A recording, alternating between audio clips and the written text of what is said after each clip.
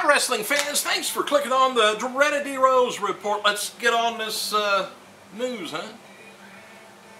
WWE announced today that the acclaimed comic magicians Penn and Teller is going to be hosting the September 20th edition of Monday Night Raw, taking place in Indianapolis, which I think is a double Raw, by the way. They're getting ready to head overseas again. I love Penn and Teller. Other upcoming guest hosts include actor Bobby J. Thompson on October 18th, musician Toby Keith the following week. WWE SmackDown taped on October 12th will be held at the Rose Garden Arena, Portland, Oregon. Tickets go on sale August 21st. Please make a note of it. WWE Champion Sheamus appears on BBC Radio 1 yesterday, promoting his upcoming title defense against Randy Orton at SummerSlam. He also discusses former WWE superstar The Rock during the interview. What did he say about him? He said when asked if he could beat The Rock in a match, he dubbed the former wrestling superstar a mess, and jokingly said anybody could beat him right now. He's off doing movies such as The Tooth Fairy. The Celtic Warrior then asked if he could beat The Rock of the 90s, which he replied, absolutely. Alright, John Cena is hosting today's edition of the syndicated entertainment and gossip news television program TMZ on TV, which is probably over with by now unless you get it replayed. TMZ posted a preview of tonight's show with WWE superstars, quoting him as saying, "No effing excuses. You're on my watch now. If I don't have an excellent show tomorrow, you're all fired." Anyway, check locally there, wherever you're at, see if it's on. And if you don't have a TV, just don't worry about it. Rey Mysterio is being advertised to appear at tomorrow night's live Raw show in San Diego, California. He's scheduled to take part in an 8-man tag match alongside John Cena, Edge, John Morrison against 4 members of Nexus. Sheamus versus Randy Orton for the WWE Championship, and The Miz versus Evan Bourne for the U.S. Championships, also advertised for the event. Hardly any kind of title changes ever happened at a live event, but it's happened. WWE, well, Sheamus took part in a radio interview on Sky Sports promoting SummerSlam, which is some other show. They're all over the place getting trying to get the buy rates up, actually. TMZ posted the first action photos of the former Batista. I guess he's still Batista. But anyway, former champion anyway, doing some full contact sparring in preparation for his transition to the world of mixed martial arts. According to the story, there are rumblings that he could fight fellow WWE performer Bobby Lashley. Could be good. Yeah, Lashley's a little more ahead of him, a couple of years on training. Batista has been in San Francisco training with Cesar Gracie, the Gracie family. A lot of people in all different sizes of Gracies too in MMA, who has trained numerous top fighters. TMZ cites sources as saying that the former WWE star is moving closing in on finalizing the contract to get in the ring by early next year. Oh, catch this! WWE star Goldust in the latest wrestling personality to critique Lacey Von Erich's in-ring ability, as he remarks the following on his Twitter while watching her compete on last night's episode of TNA Impact. It says, "Lacey has no talent whatsoever. She's horrible.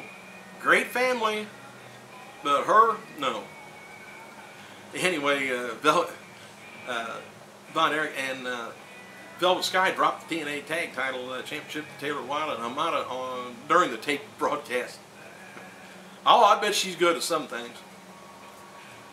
As seen last night on Impact, the Sandman returned to TNA during the final segment of the show to join Tommy Dreamer and his team of hardcore originals. He's been officially announced for the Sunday's hardcore pay-per-view, Justice pay-per-view.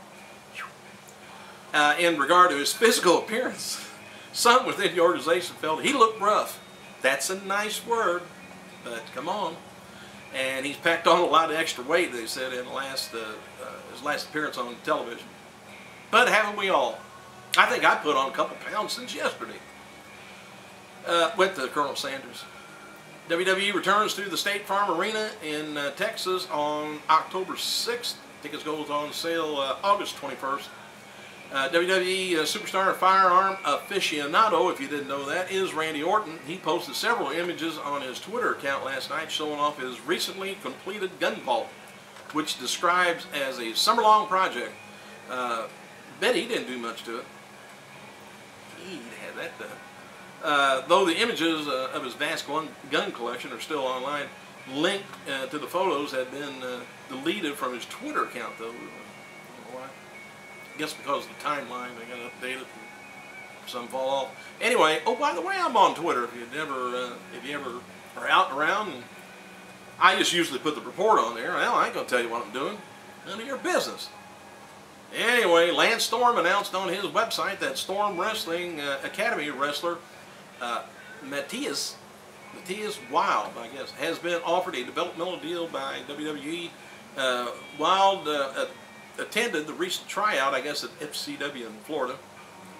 Alright, TNA announced that the 2010 Turning Point pay-per-view will take place November 7th at the Impact Zone, and Final Resolution pay-per-view will take place December 5th at Orlando. TNA star Kazarian, SoCal Val, and Christy Hemming participated in a charity bowling event in Orlando this past Saturday, where fans got to bid on, to bowl with their favorite celebrities, I guess.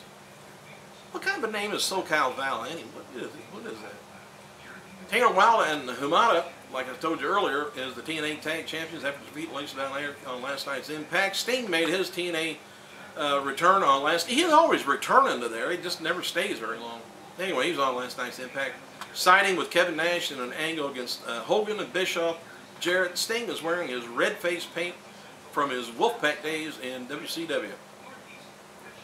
You know, that's one thing that you never know one day to the next when you turn on TNA, who the hell is the good guy, the bad guy, the heel, the face, and with Young.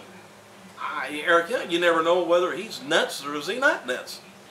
And how can you not be nuts one day and next week you're nuts? SummerSlam pay-per-view in Los Angeles is close to being sold out and will be probably the next day of the show.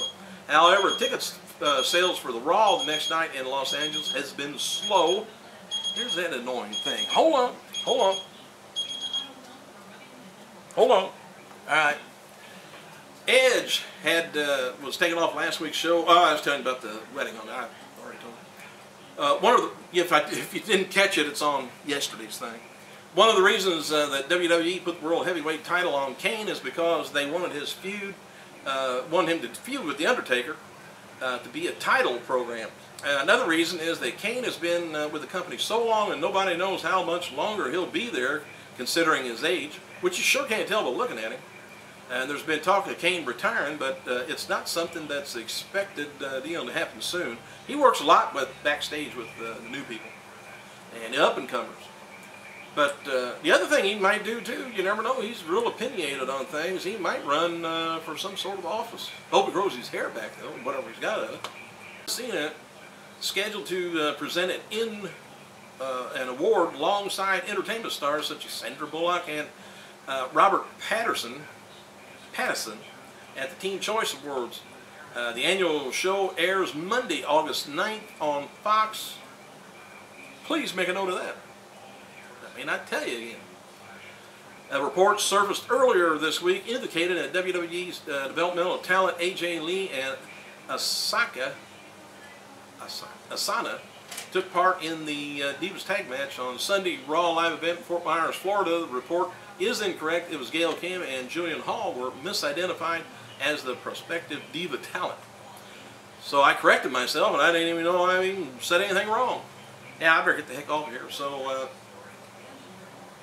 thanks for clicking, you guys. I gotta go.